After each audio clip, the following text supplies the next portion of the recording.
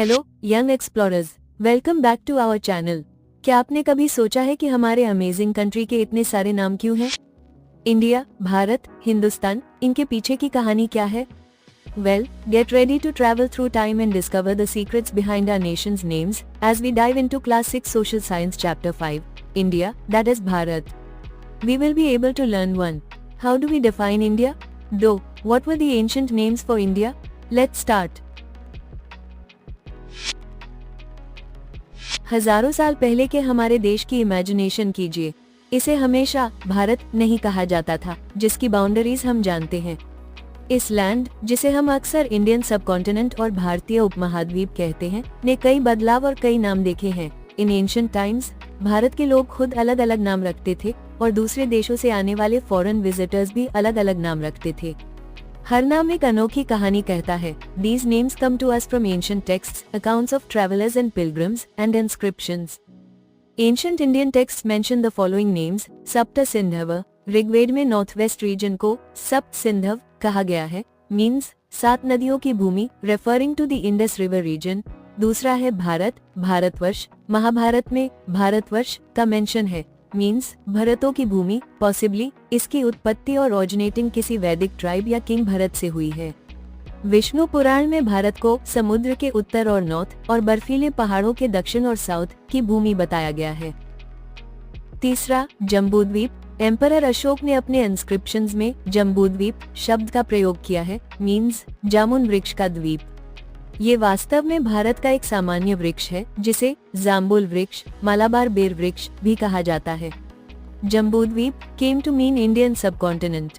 कुछ सेंचुरीज बाद Bharat became the name generally used for the Indian subcontinent. For example, Vishnu Purana नामक एक एंशिएंट टेक्स्ट में ये नाम भारत आज भी प्रयोग में है।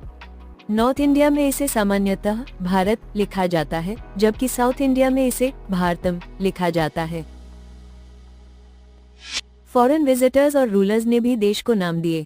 पहला, फारसी प्रभाव।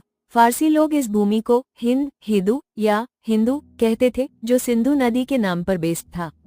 एंशिएंट फारसी में हिंदू एक जियोग्राफिकल शब्द था, जिसका धर्म से कोई लेना देना नहीं था।